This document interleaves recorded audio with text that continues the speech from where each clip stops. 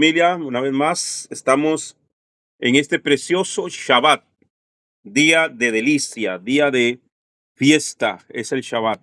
Amén. Esta semana nos corresponde la parasha número 25, la parasha Sab, del libro de Vayikra, capítulo 6, desde el verso 8 hasta el capítulo 8, verso 36. Ahí es donde vamos a tener la enseñanza de hoy.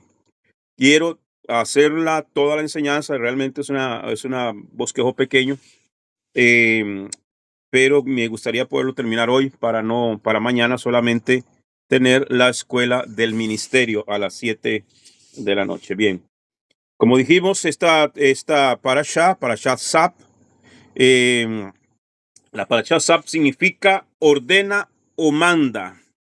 Amén. En hebreo va más allá de una simple orden. Invoca un llamado a la acción con propósito determinada por Adonai. Sab simboliza la urgencia y la importancia de obedecer los mandamientos de Adonai sin demora. Sab, de donde viene de la raíz, de donde viene la misbah, de esa misma raíz, una ordenanza, un mandato, pero es una orden que, hermano, es una acción lo que está determinado el Señor pidiéndonos ahí. No solamente es darnos una instrucción, no, hazlo, pero con urgencia. Esto es lo que nos lleva a una orden con urgencia. Hazlo, pero hazlo ya. Como cuando tú le dices a un hijo, necesito que vayas a hacer un mandado, pero vaya ya, porque me urge ya. Esa es lo que implica la palabra sab, una ordenanza. Hazlo, pero ya. Ok, este mandato resalta la relación dinámica entre el Eterno y su pueblo, enfatizando que la obediencia a sus preceptos es fundamental para mantener una conexión sagrada y viva.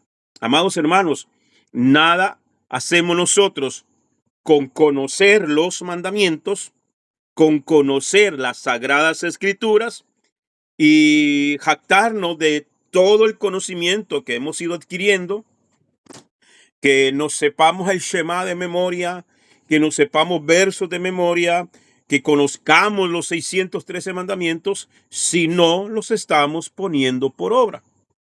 ¿Ok? Eso es lo que quiere decir esta palabra Sab. ¿Ok? Sab nos enseña que cada acto de cumplimiento de los mandatos divinos es un paso hacia una vida imbuida de santidad y devoción.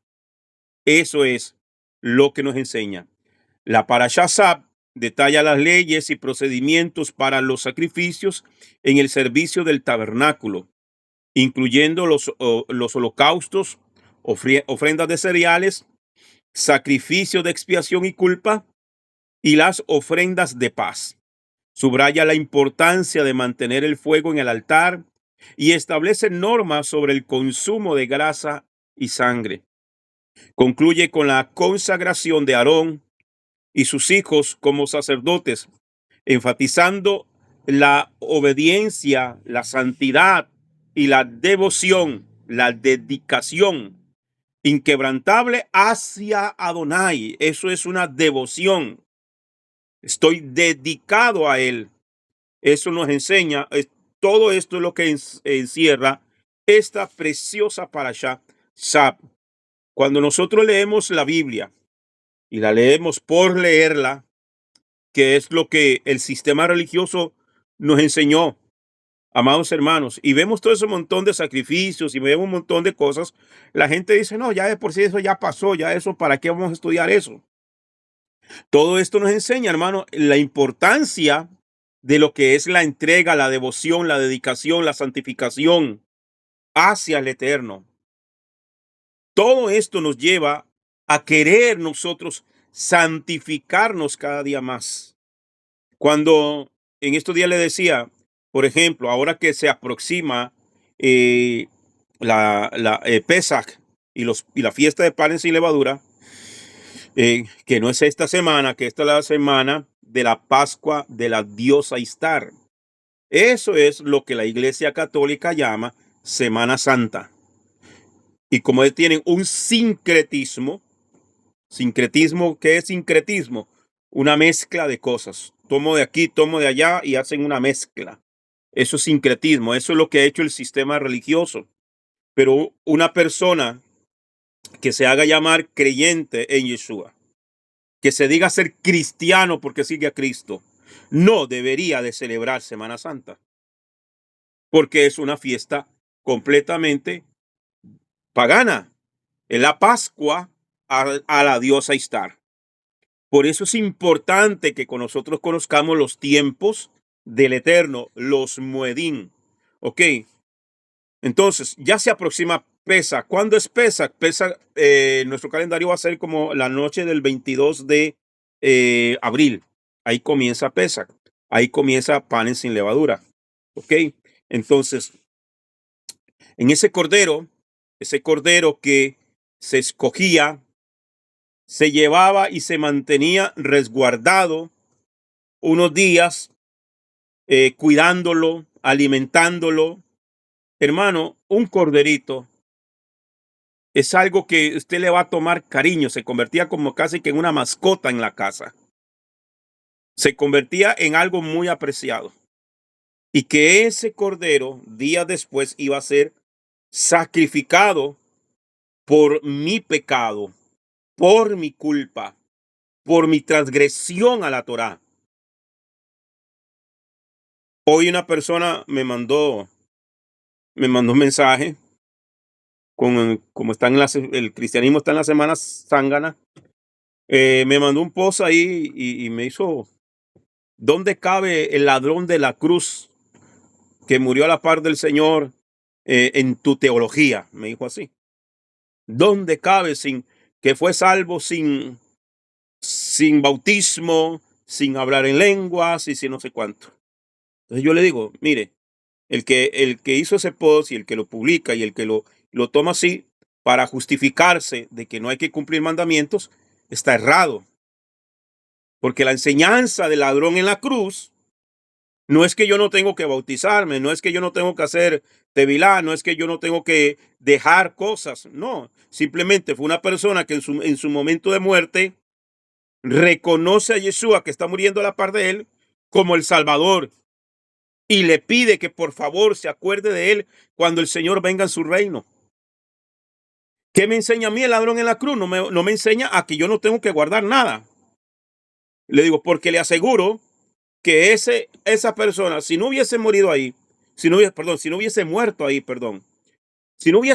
ahí, si hubiese descendido de esa cruz vivo, o lo hubieran perdonado y no lo matan, pero entregando su corazón al Señor, va a cumplir los mandamientos, porque la escritura dice, el que me ama, mi palabra guardará.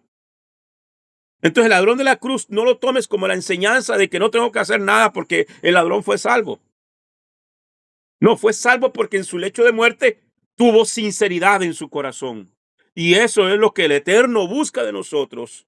Sinceridad en el corazón, que no seamos personas hipócritas. Que aquí decimos una cosa, pero allá hacemos otra cosa. ¿Sí me entienden? Y eso es lo que nos conlleva, hermano. Amén, amén, amén, pastor, gloria a Dios. Nos conlleva esta hermosa parashá. De que, hermano, entender cómo santificarnos, cómo acercarnos. El sacrificio, la ofrenda, el holocausto, lo que hacía era un vehículo, un medio de poder acercarse al Eterno. Por eso dice, nadie se presentará a mí con las manos vacías. Es una forma de acercarse a Él. Para acercarse al rey no se podía llegar con las manos vacías. Ok, la palabra hebrea que ha sido traducida, perdón, le voy a leer la primera aliyá, no le he leído. La primera aliyá, la primera aliyá se encuentra en Vayikra, capítulo 6, verso del 8 al 18. Vamos a leer de los versos 8 al 9. Dice, y habló Hashem a Moisés diciendo, libro de Levítico 6:8. Y habló Hashem a Moisés diciendo, ordena a Aarón y a sus hijos diciendo, esta es la ley. Esta es la ley de la ofrenda de ascensión. ¿Cómo es la ofrenda de ascensión? ¿Qué era la ofrenda de ascensión? La ofrenda del todo quemada. Eso es la ofrenda de ascensión. La ofrenda olá, que en griego es holocausto. ¿Ok? Es la ofrenda de ascensión que permanecerá sobre la hoguera en el altar toda la noche hasta la mañana. Y el fuego del altar arderá en él. La palabra hebrea que ha sido traducida como ley es Torá, que significa instrucción. En este caso vemos que la palabra Torá está limitada a una instrucción específica acerca de la ofrenda de ascensión, también llamada holocausto. Del griego, en el diccionario Strong, la encontramos con el G de griego 3646. Y es holocautoma, que al español terminó siendo holocausto, que significa todo quemado. Eso es un holocausto. Una ofrenda de holocausto es una ofrenda del todo quemada, todo consumida por el fuego. Ese sube el humo ante la presencia de Dios como olor grato. Es una ofrenda total. Eso simboliza una entrega total, que es lo que el Señor pide de nosotros. Una entrega total. El Señor no quiere nada a medias de nosotros.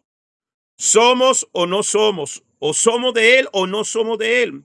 O somos hijos de Dios o no lo somos. Amén. Por eso dice, no améis al mundo ni las cosas que están en el mundo. Si alguno ama al mundo, el amor del Padre no está en él. No puede decir que amas a Dios. No puede decir que en ti está el amor por Dios cuando estamos haciendo cosas del mundo, practicando las cosas del mundo. ¿Sí me entiende? Entonces, no améis al mundo. ¿Qué hace la gente para esta semana? Dizque Semana Santa. Río, playa, hotel, guaro, fiesta, perversión total. Esto es una fiesta de Dios. La Semana Santa no lo es. No es una ofrenda, no es una fiesta de Dios. Si fuese una fiesta de Dios, el mundo no la va a celebrar. El 22 de abril es Pesach. Inicia la fiesta de panes sin levadura. Vaya a ver cuántos del mundo van a celebrar Pesach. Ninguno. La iglesia evangélica está celebrando Semana Santa junto con su madre, la gran ramera. Así de simple. Entonces, Amén, gloria a Dios. A pocas palabras, buen entendedor. Así lo es. Así es, amén. El Señor quiere de nosotros una entrega total. No améis al mundo ni las cosas que están en el mundo. Este es un tiempo, amado, en que la verdad duele. La verdad incomoda. Y la gente se justifica. Hoy hay gente haciendo vigilias. Porque el viernes el Señor murió en la cruz. Están haciendo vigilias en las iglesias. Celebrando la Pascua de Istar.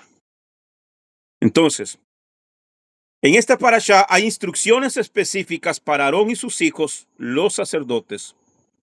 Las instrucciones que se dieron en la parashá anterior sobre las diferentes ofrendas son para el pueblo en general.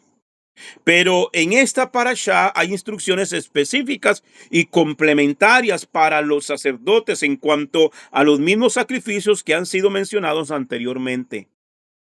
De esto aprendemos también que cuando viene la revelación divina a nuestras vidas, no viene de una vez. Primero se da una imagen general y luego el Espíritu vuelve a dar más detalles sobre las cosas que ya han sido descritas de forma general. La Torá ha sido escrita para armonizar, con la mente humana. La mente no está trabajando de forma lineal, sino circular. Es decir, que cuando un tema se da, no sigue un esquema lineal, sino avanza de forma circular, o más bien como en espiral.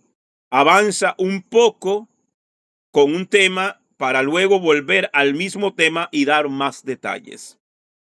Después avanza con otro tema relacionado con el primero y luego vuelve a dar más detalles sobre algunos de los demás temas anteriores y así sucesivamente.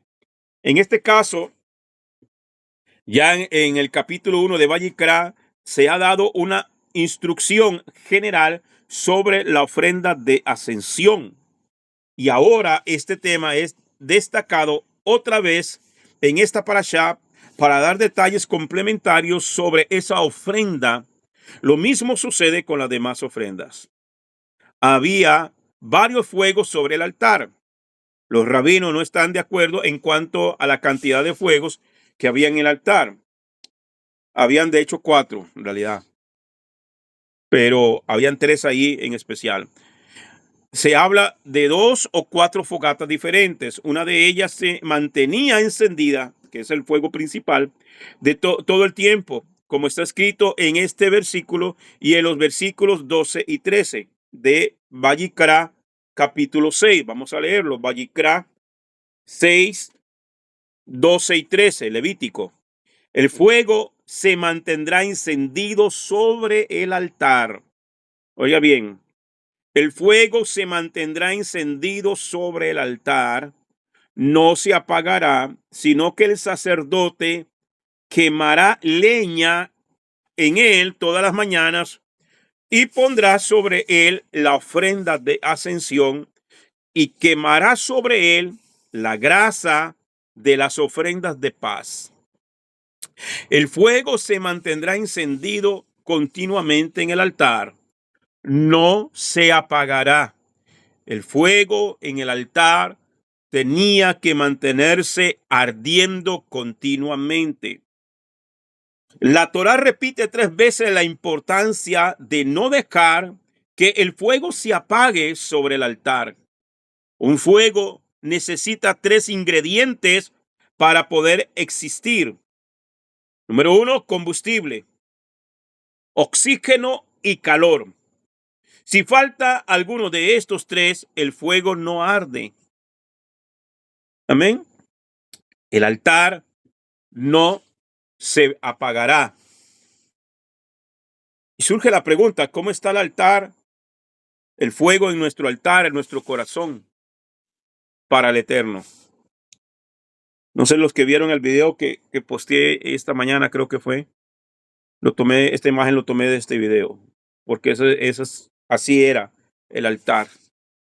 Amén. Y el altar ahí tenía que mantenerse ardiendo. En este altar es donde ahí adentro había como unas rejitas, una malla, como unas rejas. Ahí se depositaba el animal que era sacrificado para que ardiera completamente. Esto es un altar. Este altar tenía cuatro cuernos. Ok. Recordemos que este es el altar de el Mizcán. Y estamos viendo todo lo que es el Mizcán, lo que conocemos como el tabernáculo. Porque ya para el templo de Salomón había otro altar ya mucho más grande. Y en el segundo templo, para la época de Yeshua, que es ese que tengo ahí atrás de mi espalda, era mucho más grande todavía. Pero eso lo veremos mucho más adelante. ¿Ok? Entonces, el fuego que estaba en el altar del tabernáculo había caído desde el cielo. Ese fuego, la primera ofrenda que se brindó cuando se dedicó el altar, cayó fuego del cielo y encendió ese altar y consumió lo que estaba ahí. ese altar se mantenía ardiendo. ¿Ok? Se mantenía ardiendo. El calor se mantenía en las llamas y en los carbones encendidos. El oxígeno venía del aire ambiental. Solo hacía falta añadir leña. ¿Ok? Ahí están las brasas. Estaban encendidas. Como lo vemos ahí, ahí lo que está encendido es la brasa. Y entonces el sacerdote, el trabajo del levita era impedir que ese fuego se apagara. Esto nos enseña acerca de la importancia de mantener el fuego celestial encendido sobre el altar personal que cada uno de nosotros tenemos en nuestro interior. Cada mañana hay que poner más leña sobre el fuego. Todas las mañanas se ponía fuego. Todas las mañanas el levita, el sacerdote, venía a poner leña al fuego. Todas las mañanas. ¿Qué hacemos nosotros todas las mañanas? ¿Qué hace usted todas las mañanas cuando usted se levanta? ¿Qué hace? ¿Qué hacemos? ¿Ah? Nos levantamos, nos estiramos, nos retorcemos. Lo primero, medio dormidos todavía, buscar el celular porque tiene que dormir a la par de nosotros. Y pum, revisar los mensajes. Después de ahí nos vamos para el baño. Nos cepillamos los dientes. Si hay que bañarse, nos bañamos porque hay que salir para el trabajo. Desayunamos. ¿Y la leña del altar? ¿Sí me entiendes? ¿Sí me está agarrando el concepto que les quiero decir? Sí, amén, amén. Muy claro, muy claro. La oración, la cercanía, Amén. el sacrificio de la mañana, la oración de la mañana, la intimidad de la mañana. Tenemos más intimidad con el bendito celular, revisar los mensajes de WhatsApp, que la oración de la mañana. Y después, cuando vienen los problemas, cuando vienen las pruebas, cuando vienen las luchas, nos sentimos sin fuerza, ya no queremos congregarnos, ya no queremos conectarnos, ya no queremos, porque no hay leña en el altar. El fuego se apaga. Sin leña se apaga el fuego. La Biblia lo dice. ¿Qué es la leña? La leña es el producto de la vida y la muerte de un árbol. Oiga bien. La leña es el producto. Usted no va a quemar un árbol verde, ¿cierto? Usted no va a cortar un árbol, no va a arrancar un árbol que está dando frutos para usarlo como leña. La leña es el producto de la vida y la muerte de un árbol. Está escrito en la Torá. Está escrito que la Torá es un árbol de vida, según lo que dice Proverbios 3:18. Ella es árbol de vida. ¿Quién es árbol de vida? La Torá. Para aquellos que la agarran, cualquiera que se aferre a ella será ayuda segura, como en Adonai Yukei. También Mashiach se compara a sí mismo con un árbol. Lucas capítulo 23, verso 31 dice, porque si con el árbol verde hacen estas cosas, ¿qué no harán con el seco? Esto nos enseña que el combustible que alimenta el fuego en nuestro corazón es la Torá y el Mesías. La vida y la muerte del Mesías ha creado suficiente leña para que podamos arder eternamente delante de Hashem. Cada mañana hay que poner más leña en su corazón para arder continuamente delante de Hashem. Amén. La leña es añadida en la oración, la alabanza y el estudio de las sagradas escrituras que cada creyente hace todas las mañanas. ¿Qué hay que hacer todas las mañanas? Oración, alabanza y estudio. Oración, alabanza y estudio. La única manera de poder mantener el fuego celestial ardiendo en nuestras vidas es ponerle más leña. Es una tarea diaria, todos los días. Así como usted desayuna, almuerza y cena todos los días. De igual manera, nuestro tiempo con el Señor es algo que tenemos que hacerlo todos los días. Debe de ser nuestra prioridad. Nuestra prioridad, lo primordial, lo primero, de ahí proviene esa palabra, prioridad, lo primero, lo más urgente, lo principal, lo primero, antes que cualquier otra cosa, lo primero. Hermano, es que no me alcanza el tiempo, entonces levántese más temprano, entonces madrugue un poquito más.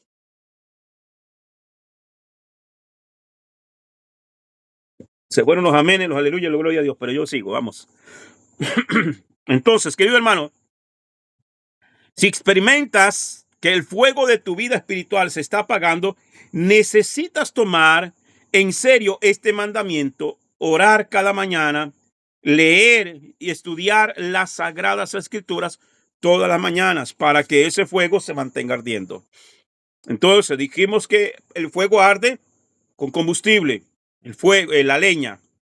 El oxígeno es parte del aire. La palabra hebrea para viento o aire es el Strong H7306. Viento, aire, significa, en hebreo es ruach. Ruach. Ruach también se traduce como espíritu. El Ruach HaKodesh, el soplo de santidad. El soplo de santidad. Ese es el Ruach HaKodesh. Cuando el Eterno creó al hombre, sopló. ¿Qué sopló? ¿Qué soplo? Le dice Ruach. Le puso el espíritu. ¿Ok?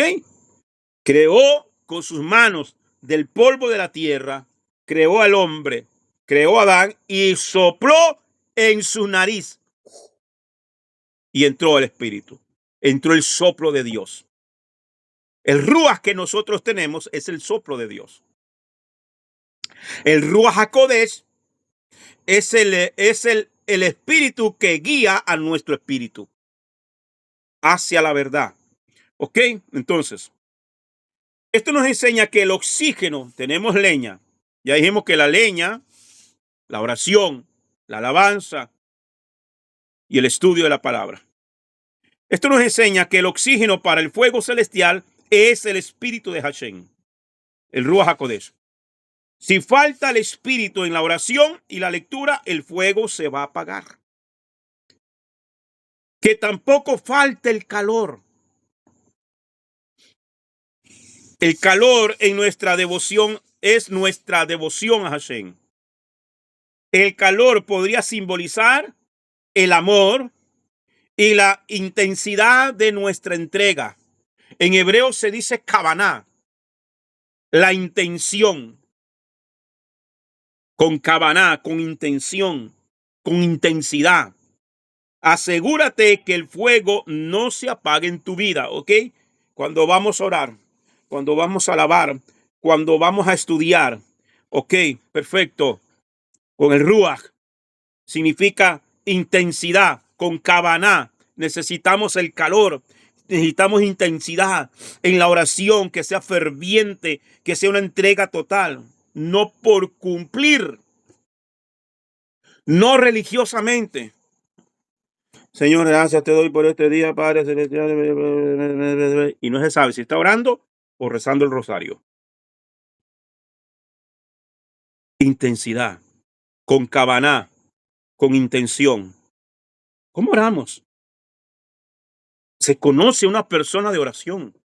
Se conoce una persona que tiene intensidad en la búsqueda del Eterno.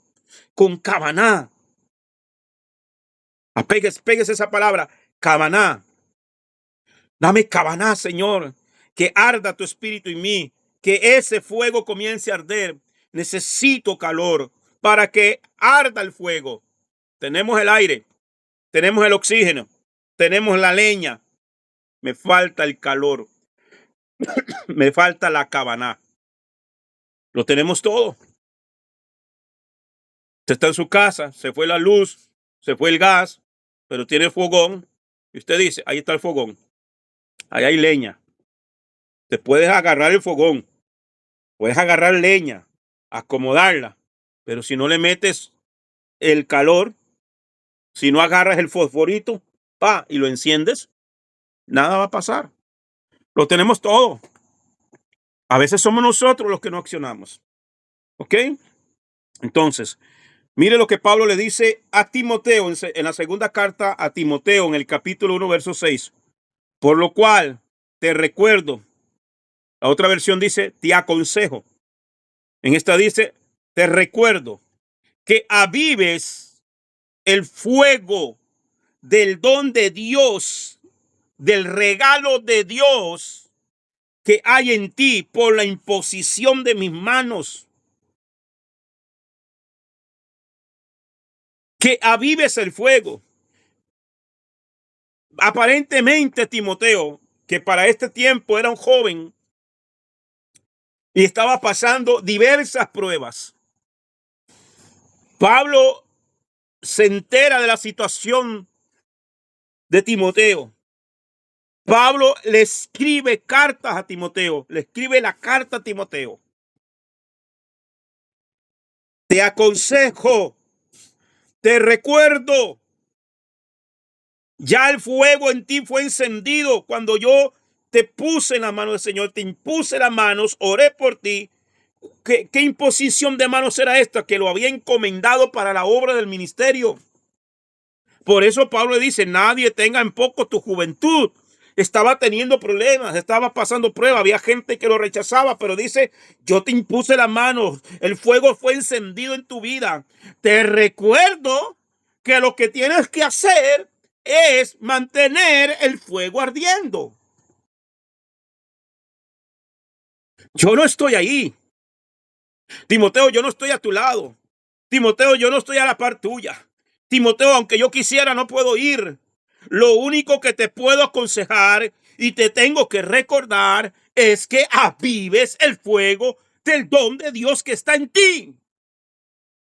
Y hay gente que suele decir, a mí nadie me llama, a mí nadie me quiere, a mí nadie me visita, a mí nadie me motiva. Hermano, como se lo he dicho yo a muchas personas, si no te motiva el Espíritu de Dios, si no te motiva la palabra de Dios, si no te motiva tu servicio a Dios, yo te voy a motivar? Yo no soy motivador. Mi manera de motivarte es esta. Mi manera de motivarte es predicarte. Mi manera de motivarte es enseñarte. Mi manera de motivarte es instruirte. Es lo que Pablo le está diciendo a Timoteo. Lo único que te puedo decir, Sí, amén, Timoteo, amén. aviva el fuego del don de Dios que está en ti. No estoy ahí. No había celular. No había WhatsApp. No había Facebook. Y hay gente que espera que todos los días le llegue un mensaje motivacional. Hermano, dejemos de ser niños ya. Maduremos y avancemos. Maduremos y avancemos. No seamos fluctuantes, con pensamientos fluctuantes. Gente, hermano, gente que tiene llamado. Yo he conocido gente con llamado. En el grupo lo hemos tenido. Gente que predica mejor que yo. Que podrían enseñar mejor que uno. Pero son fluctuantes. Que se desaniman por todo. Que hay que estarlos llamando a cada 5 minutos para que se motiven. Que hay que estarle diciendo, hermano, yo no. ¿Qué tal yo le dijera, hermano Rico, es que usted no me llama, es que usted no me, no, hermano. El mismo Rico lo ha dicho, mi maestro, hermano, Hermano Rico Cortés dice, mi manera de motivar es darle a usted las herramientas para que usted avance. Es enseñándote, es instruyéndote, es formándote. Si no tenemos un espíritu educable, que es un espíritu educable, un espíritu que se deja formar, que se deja educar, que se deja enseñar, no se puede.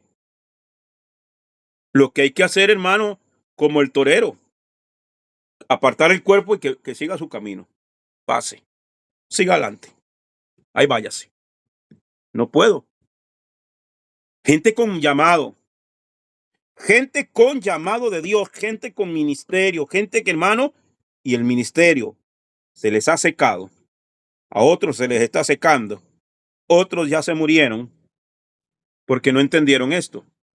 Que el fuego en el altar hay que mantenerlo ardiendo. Es que usted no sabe las pruebas que yo estoy pasando y usted sabe las pruebas que yo tengo. Usted sabe las pruebas que yo estoy pasando. Usted sabe las necesidades que yo paso. Usted sabe, hermano, por lo que yo estoy pasando hoy, actualmente. Usted no lo sabe. Porque yo no vengo aquí a quejarme. Yo vengo aquí a gozarme. Shabbat para mí, yo anhelo, deseo que llegue Shabbat. Es mi deleite. Es mi deleite, amados. Entonces,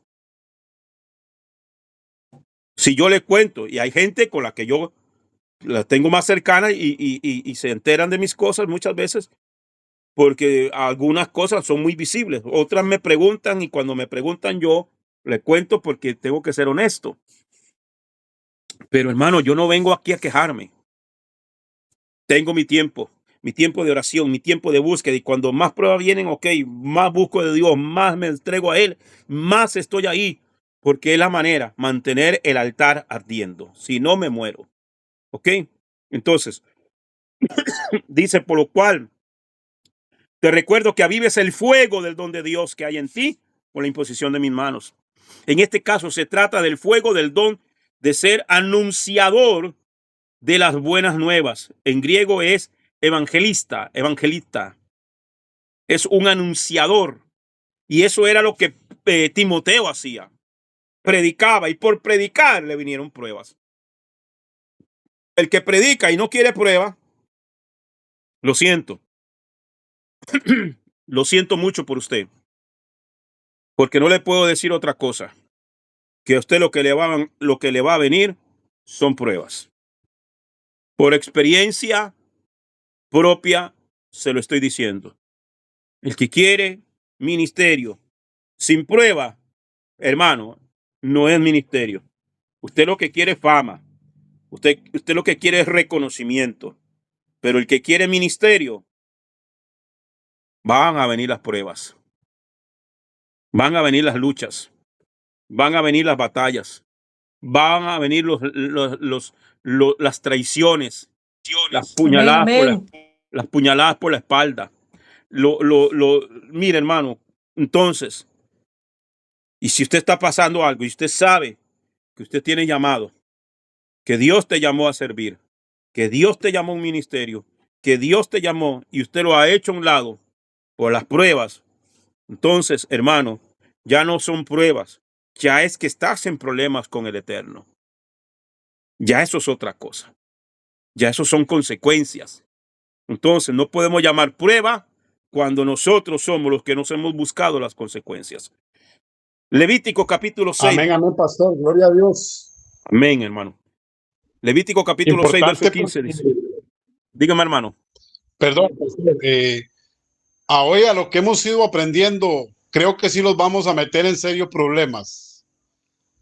Si hacemos las cosas como lo estamos viendo a través de la palabra, vamos a tener serios problemas y vamos a ser rechazados de muchos lugares. Porque hay mucha gente que no quiere la verdad. Así es. Porque predicar como estábamos anteriormente, si adquiere una fama, hasta le dicen, ¿cuándo vuelve más? Predicó bien bonito, cómo me gustó su predicación. Sí. Sí. La predicación no es para gustar, hermano. No es para que le guste a la gente. Es para que la gente se arrepienta. Amén, así es. Amén. Ya. El Gloria mensaje a no es para Dios. que me digan qué bonito que predicó. No. Si le gustó, pues gloria a Dios.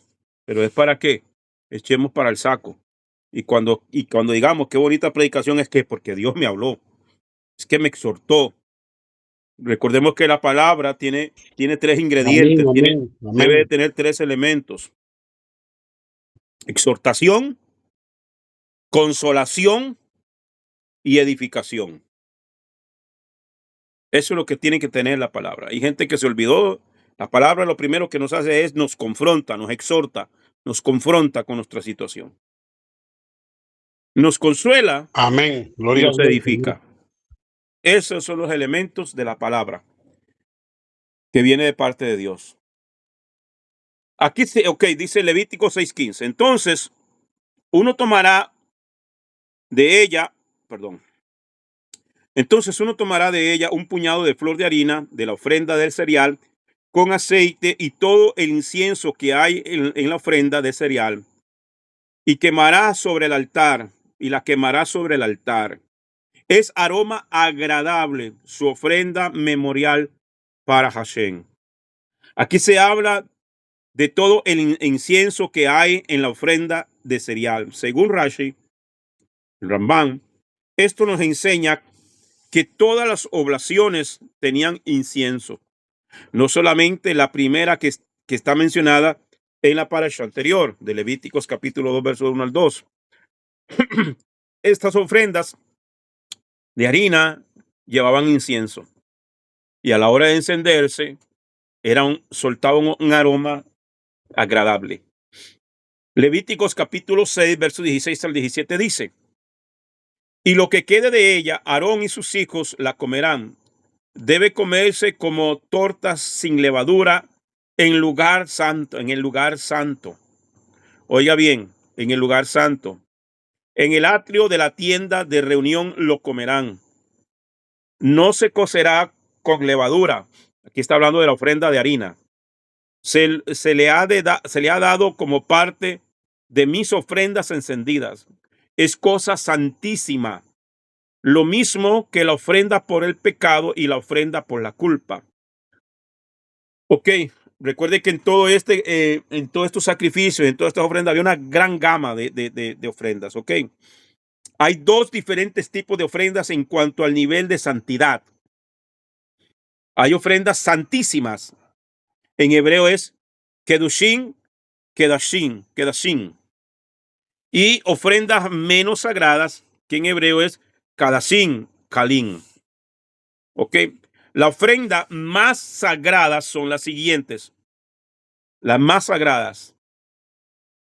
La primera, la número 1, la ofrenda olá, que es ofrenda de ascensión o holocausto. La olá, la que se quema completamente, toda. Ahí el sacerdote no tenía derecho a comer nada de ese sacrificio. La minjá, que es la oblación de harinas y todo esto, ¿ok? Shelamín Tzibur, ofrenda de paz de la comunidad. La ofrenda hatat, que es la ofrenda por el pecado. Y la ofrenda Ashan, que es la ofrenda de culpa. Estas son las 5 más sagradas. De estas, los sacerdotes comían en el lugar santo, en los atrios del tabernáculo, ¿ok? Del Mishkan. Entonces, las ofrendas menos sagradas son las siguientes.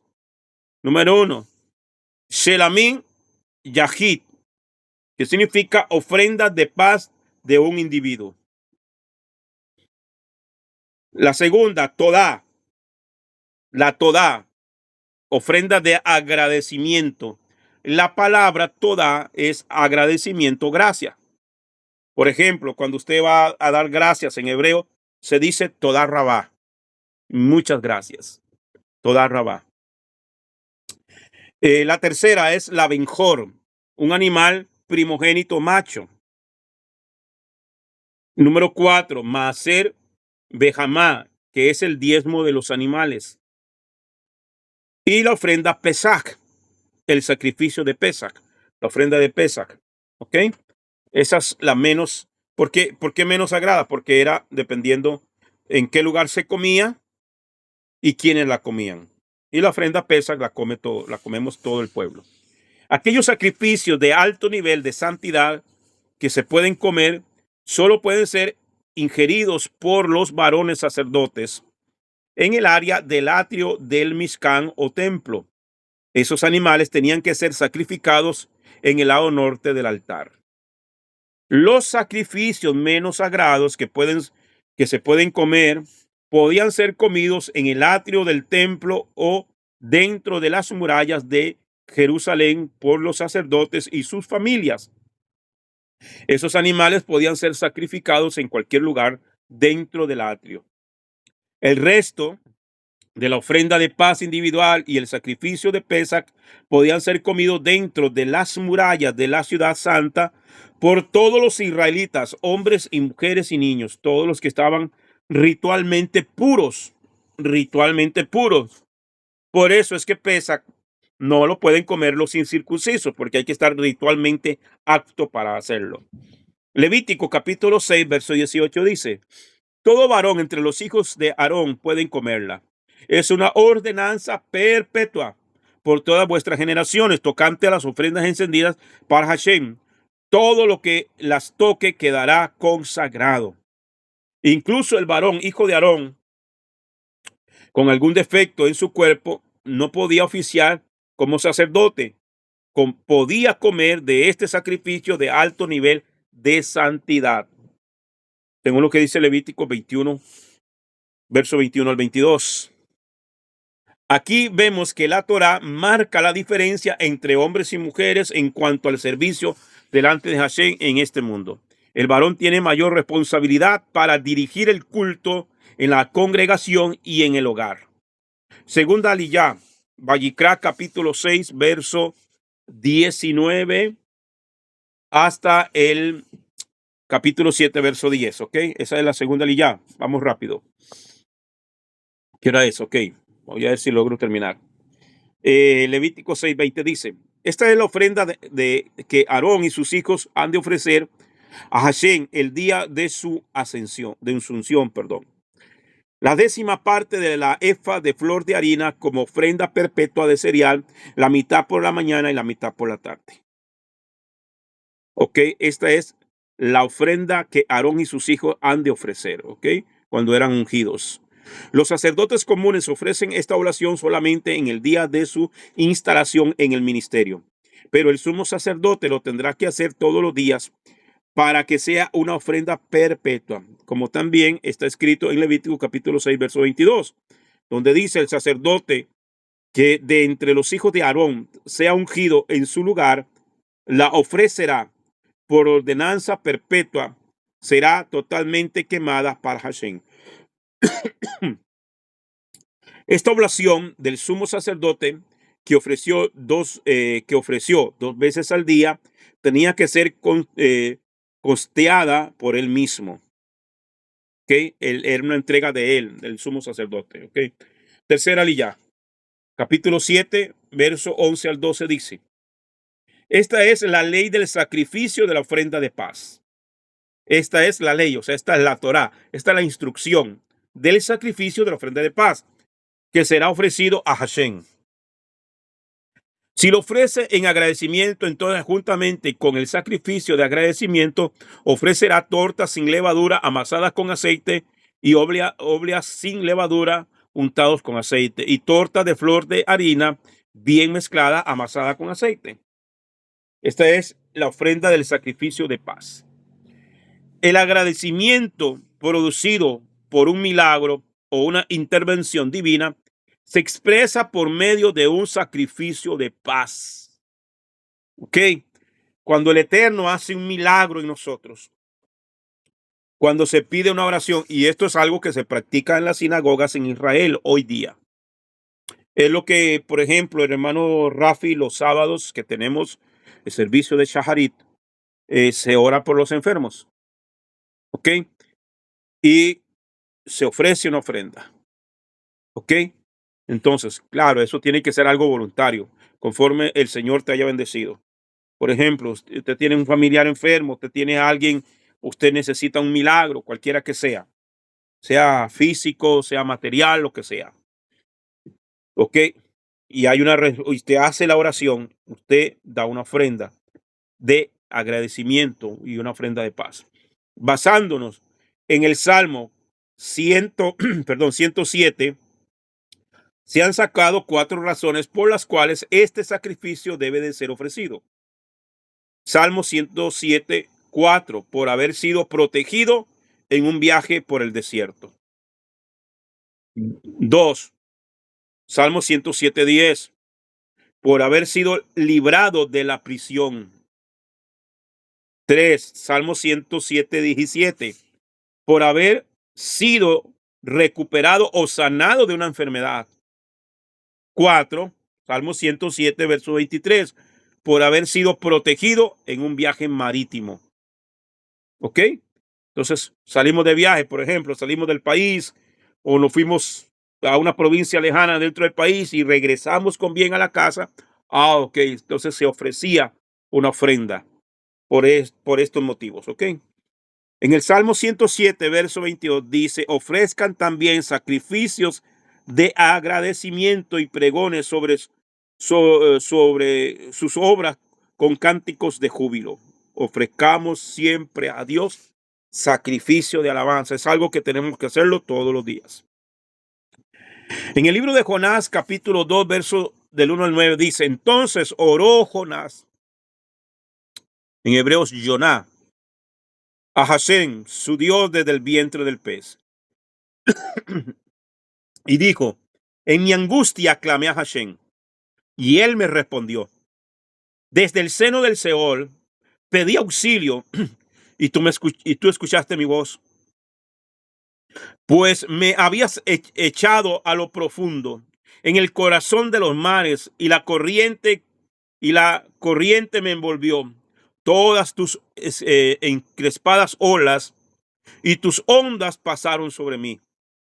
Entonces dije, he sido expulsado de delante de tus ojos. Sin embargo, volveré a mirar hacia tu santo templo.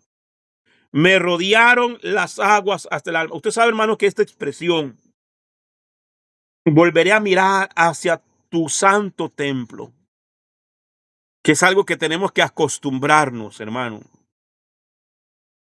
porque es un mandamiento, orar hacia el templo. Los que estaban en Israel oraban hacia Jerusalén. Los que estaban en Jerusalén oraban hacia el templo. Los que estamos fuera de Israel oramos hacia el este, hacia Israel.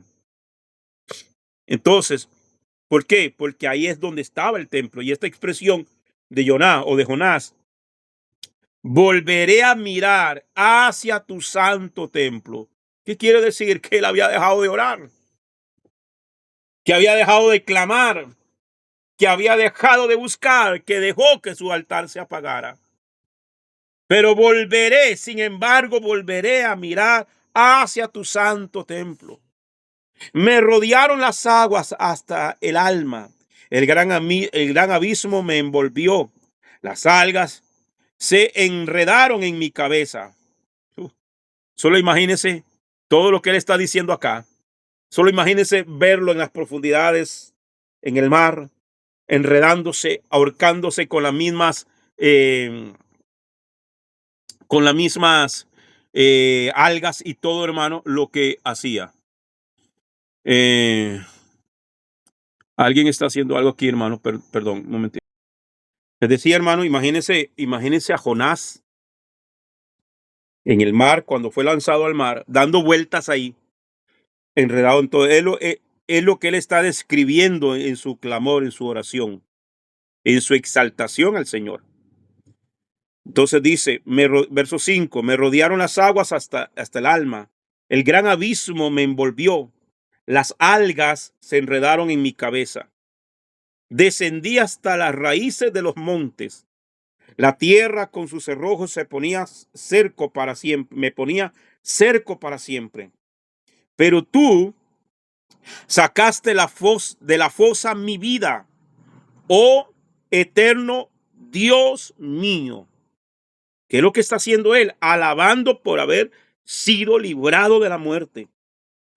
Cuando en mí desfallecía mi alma, de Hashem me acordé, y mi oración llegó hasta ti, hasta tu santo templo. Los que confían en vanos ídolos, su propia misericordia abandonan. Mas yo, con voz de agradecimiento, te ofreceré sacrificios. Lo que prometí, pagaré.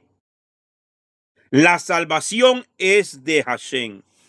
Eso es exactamente una ofrenda de paz, de agradecimiento al Eterno.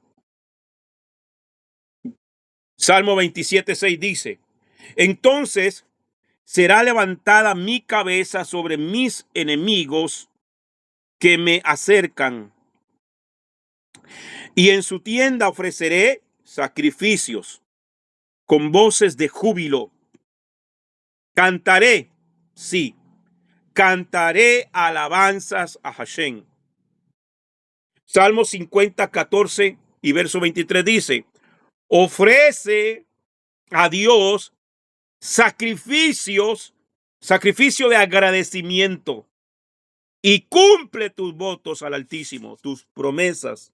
Lo que le prometiste, hiciste un voto, cúmplelo. Verso 23. El que ofrece sacrificio de agradecimiento me honra. Y al que ordena bien su camino, le mostraré la salvación de Dios. El que ofrece sacrificio de agradecimiento me honra. Salmo 116, verso 17. Versículo 17. Te ofreceré sacrificios de agradecimiento e invocaré el nombre de Hashem. Hoy en día, cuando no hay templo, el judío que haya sido librado de alguna de estas cuatro cosas debe recitar en la sinagoga una bendición especial de agradecimiento llamada Birkat HaGomel, bendición de agradecimiento, en lugar de la ofrenda de agradecimiento, porque no hay templo. Levítico 17, capítulo 7, verso 13 dice: con el sacrificio de sus ofrendas de paz en agradecimiento, presentará su ofrenda con tortas de pan leudado. Según el Talmud, en el tratado Menahot 77b, cada uno de los cuatro tipos de oblación consistían en 10 piezas de pan. Levítico capítulo 7, verso 14 dice: y de ello presentará una de cada ofrenda como contribución a Hashem, y de ello presentará una de cada ofrenda como contribución a Hashem.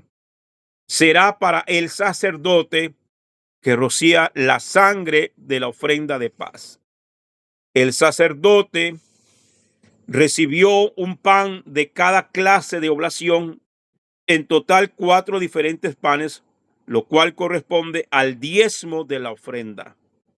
El resto de los panes fue comido por el que la ofrecía. Levítico 7:20. Pero la persona que coma la carne del sacrificio de las ofrendas de paz que pertenecen a Hashem, estando impura, esa persona será cortada de entre su pueblo. Aquí se habla de la impureza ritual del cuerpo de una persona, el castigo de caret o cortamiento. Implica que su alma sea cortada de su fuente espiritual y recibe un castigo directo del cielo. Según Rashi, Rabino Rashi, implica morir antes de tiempo y sin hijos. Entonces era algo que una persona hacía algo indignamente, como dice Pablo en Corintio, ¿verdad? Que el que va a participar de la cena, que se examine a sí mismo, porque el que come y bebe indignamente de la cena del Señor, juicio come y bebe para sí. Este juicio venía de parte de Dios para aquellas personas que comían algo sagrado, estando en ritualmente impuro. Entonces ya eso tendríamos que examinar todo lo que ya hemos visto anteriormente también de lo que eran las impurezas rituales. ¿Ok?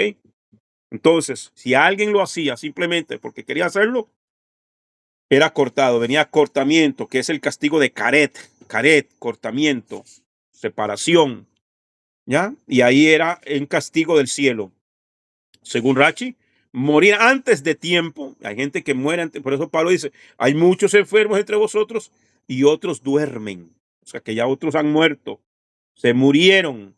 Y uno dice, ay, tan jovencito que murió. Mire, pero ese hermano no estaba ni siquiera enfermo, no.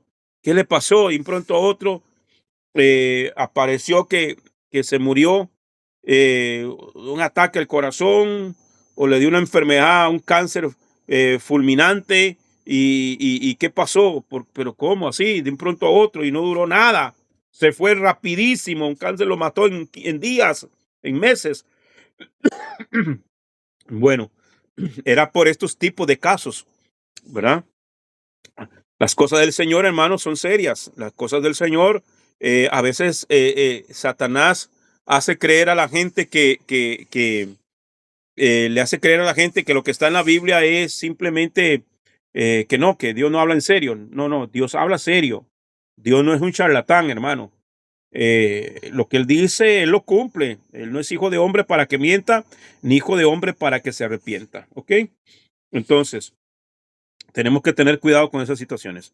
Se puede ver una similitud entre comer de las ofrendas de paz en agradecimiento, que consistía en carne y pan, y comer la mesa del Señor, lo que les estaba hablando anteriormente. Al comer la mesa del Señor Yeshua, del Señor Yeshua, con una actitud de rechazo y desprecio hacia los hermanos, es como comerlo en un estado de impureza y produce un juicio divino. Por causa de que los santos en Corinto no habían reconocido a sus hermanos como parte del mismo cuerpo, cayeron bajo juicio y muchos recibieron enfermedades y murieron antes de tiempo. Dice 1 Corintios 11, 27 al 32, de manera que el que coma el pan y beba de la copa del Señor indignamente será culpable del cuerpo y de la sangre del Señor. Por tanto, examínese cada uno a sí mismo y entonces coma del pan y beba de la copa. Porque el que come y bebe sin discernir correctamente el cuerpo, come y bebe juicio para sí. Por esta razón hay muchos débiles y enfermos entre vosotros y muchos duermen. Pero si nos juzgáramos a nosotros mismos, no seríamos juzgados. Pero cuando somos juzgados, el Señor nos disciplina para que no seamos condenados con el mundo. El mensaje que se está dando al comer el pan, que simboliza la entrega del Mesías por su congregación, es que todos somos un cuerpo en él. ¿Ok? Levítico. Esta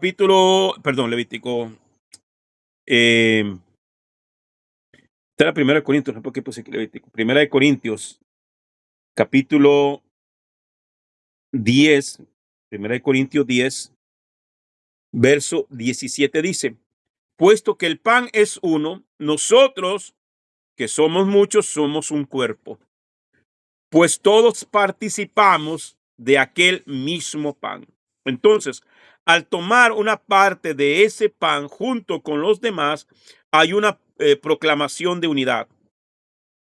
El problema que hubo en Corinto fue que los que estaban tomando ese pan y así proclamaban su unidad con el cuerpo de los creyentes. Luego vivían en divisiones y actitudes de crítica y desprecio hacia los demás.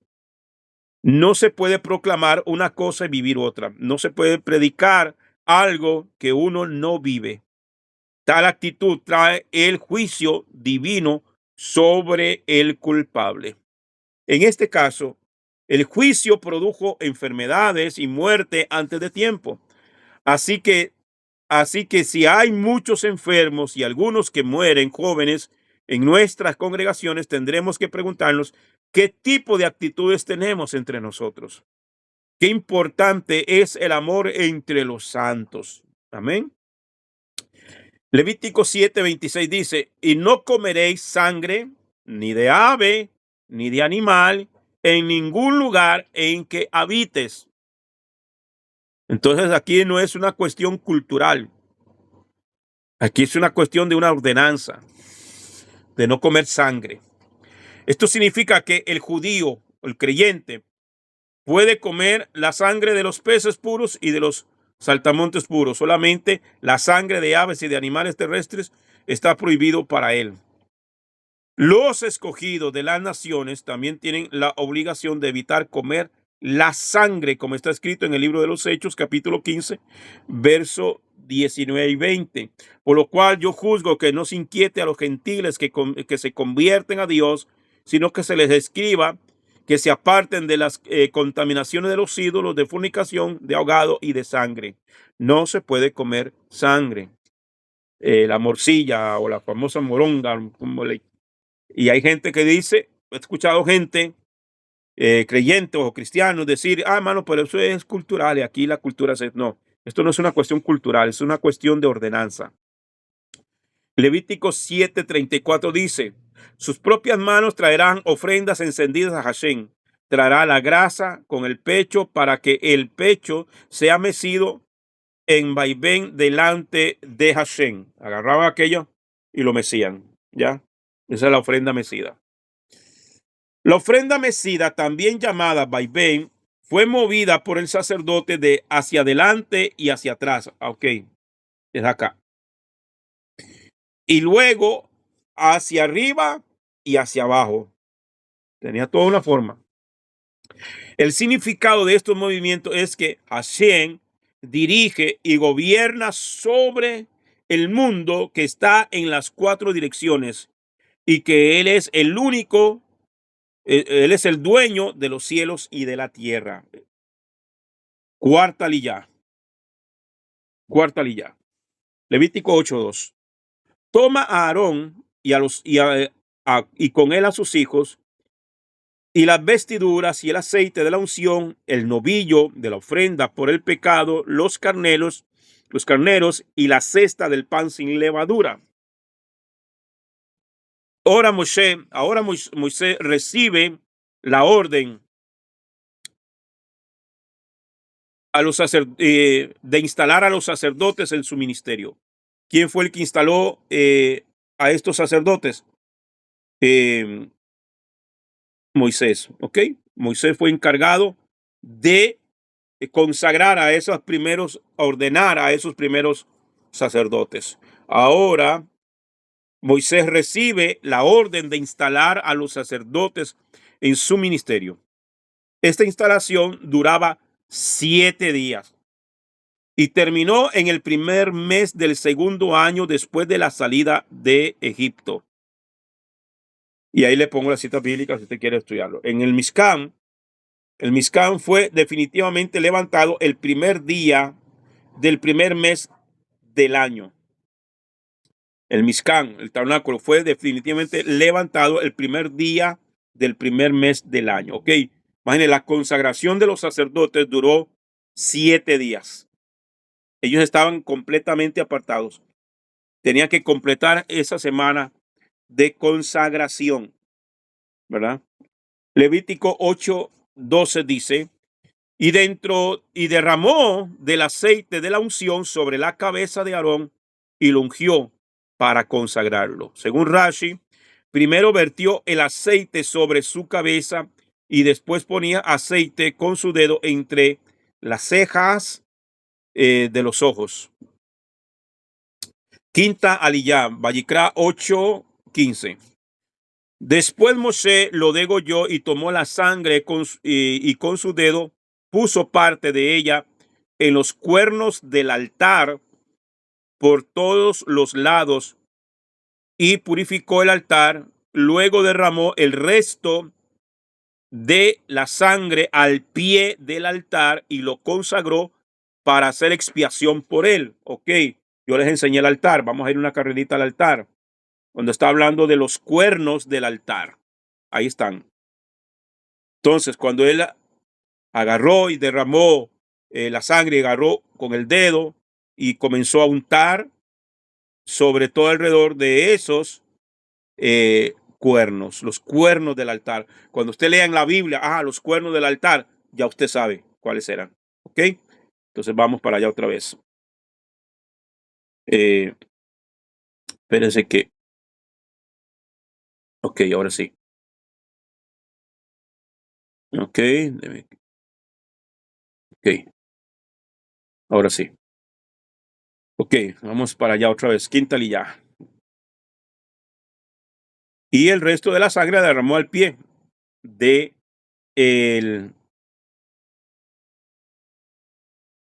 del altar. Ok. Entonces dice, después Moisés lo degolló y tomó la sangre y con su dedo puso parte de ella en los cuernos del altar por todos los lados y purificó el altar.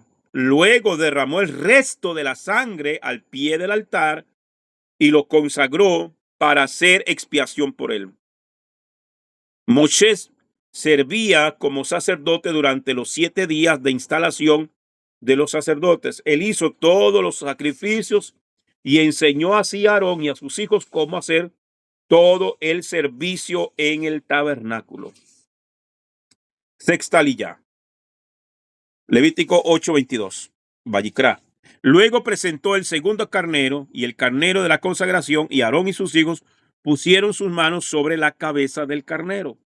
Según Rashi, esto es una ofrenda de paz, como lo vemos en Éxodo 29, verso 22 y verso 28. Porque el término miluín, traducido como consagración, tiene un sentido similar al término shelamín, que significa ofrenda de paz. Miluín significa llenuras y shelamín significa plenitudes. Séptima aliyá, séptima y última aliyá, ya para ir finalizando.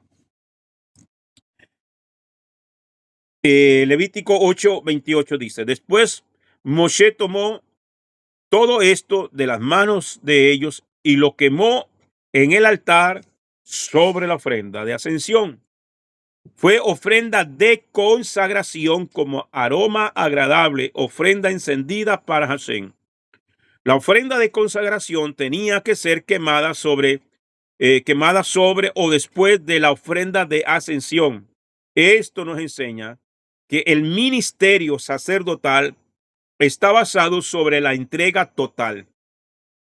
Si no hay entrega total en un siervo de Hashem, su ministerio no va a ser agradable delante de él. Levítico 8:30 dice, y tomó Moshe del aceite de la unción y de la sangre que estaba sobre el altar y roció a Aarón y sus vestiduras y a sus hijos y las vestiduras de sus hijos, y consagró a Aarón y sus vestiduras y a sus hijos y las vestiduras de sus hijos con él. La unción fue rociada tanto sobre Aarón como sobre sus vestiduras. Esto nos enseña que hay una unción personal y una unción ministerial. Lo personal viene primero, luego lo ministerial. La unción personal sirve para funcionar en la vida diaria y en la vida de familia, la vida familiar, y es más importante que la unción ministerial. Es importante que el que tiene una función ministerial en el pueblo de Hashem no descuide su familia y su vida personal.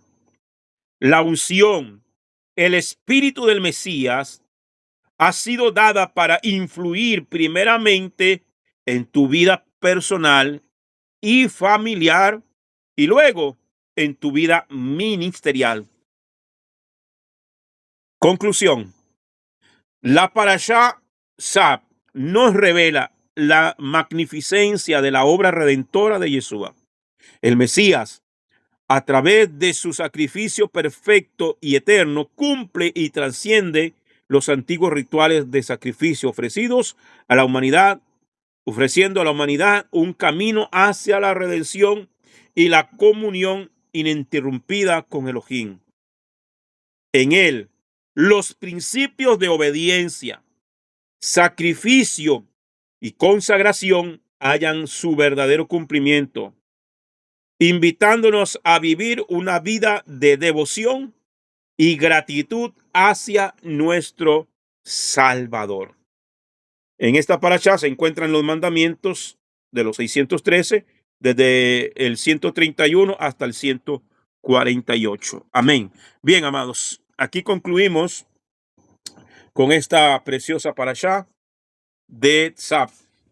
Si alguien tiene algún comentario, alguna pregunta, hermano, ¿qué le pareció? Y oramos y quedamos despedidos, amados hermanos.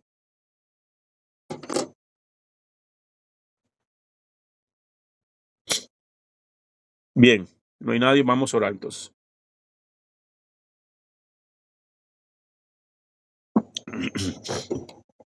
Creo que, hermano, todo nos enseña el sacrificarnos, entregarnos, por completo al Eterno, todo nuestro ser, espíritu, alma y cuerpo, de ser agradecidos con lo que el Eterno nos ha dado, de tener una devoción, de mantener la intimidad con Él, de consagrarnos solamente para Él, de no participar de las cosas de este mundo si decimos ser hijos de Dios. Todos estos, hermanos, sacrificios hablan de santidad, santificación completa y una entrega total. Y si le vamos a servir a Él, hagámoslo bien. Y cada día, hermano, esforzándonos por ser mejor hasta que Él venga. Amén. Vamos a orar entonces, amados. Eterno Rey, te doy gracias. Gracias por este maravilloso tiempo de estudio, Padre. Gracias por cada hermano y hermana, Padre. Baruch atah Adonai, Eloheinu melech haolam, asher natan lanu et Torato, Torah emet. Behaye olam nata, betujeno, Baruch atah Adonai, divrei ha-Torah. Bendito eres tú, Adonai, Elohim nuestro, soberano del universo, que nos has entregado su Torah, una Torah de verdad, y que ha implantado en nuestro interior la vida eterna. Bendito eres tú, Adonai, donador, dador de la Torah. Gracias, Padre. Gracias por Casa de Israel. Gracias por cada miembro, por cada hermano, por cada hermana, Padre. Gracias por este maravilloso estudio de Torah, Eterno Rey. Bendigo la vida de cada hermano, bendigo la vida de mi maestro, hermano Rico Cortés, su esposa Yolanda, sus hijos, su nieta, Padre. Bendigo, Padre, a cada miembro de los que estamos estudiando con él, a cada hermano, a cada maestro. Bendecimos a Israel, Eterno Rey. Te pido por los que están secuestrados, los que están prisioneros de esta gente de Hamás. Te pedimos que tengas piedad, misericordia y bondad sobre cada uno de ellos en este Shabbat, Eterno Rey, que muchos, aunque están prisioneros en su alma, en su corazón, están guardando este Shabbat. Padre, trae luz y entendimiento al ejército y a los dirigentes políticos en Israel, Padre. Sabemos que se está aproximando un tiempo fuerte donde aparecerá el anti-Mesías, el falso Mesías. Eterno Rey, te pido que seas tú glorificándote en cada uno de nosotros, en nuestro corazón, para que cuando llegue ese tiempo nuestra entrega, nuestro corazón, todo nuestro ser, no tenga la mínima duda de que tú eres nuestro redentor y tú eres nuestro ayudador. Pero si tenemos que morir, así como dijeron Sadrach, Mesach y Abednego, el Dios al cual nosotros servimos nos puede librar. Pero si no nos libra, ni aún así adoraremos a otro Dios que no seas tú. Padre, ayúdanos a mantener firmeza en nuestra emuná, en nuestra fe obediente a ti, Padre. Bendigo mi hermana Giselita, hermano Mauricio, hermana Marlene, hermano Jorge, hermana Evelyn, hermana Rosy, su familia. Bendigo la vida, hermano Gerson y su familia, Padre, también. Bendice, eterno Rey, hermana Mayela, hermana Carmen, Padre, que están también acá conectadas, Padre amado. Glorifícate de una manera especial sobre cada familia aquí representada. Bendigo mi casa, bendigo mi hogar, bendigo a mi esposa, bendecimos a nuestros hijos, bendigo a mis nietos, bendigo a mi madre. Eterno Rey, gracias, eterno Padre. Gracias por cada miembro de Casa de Israel, por aquellos que estamos trabajando y siguiendo adelante, hombro a hombro. Gracias, Padre. A ti sea toda la honra, toda la gloria y toda la alabanza. En el nombre y por los méritos de Yeshua HaMashiach. Amén y amén. Shabbat Shalom, familia. Que el Eterno lo bendiga. Shabbat Shalom.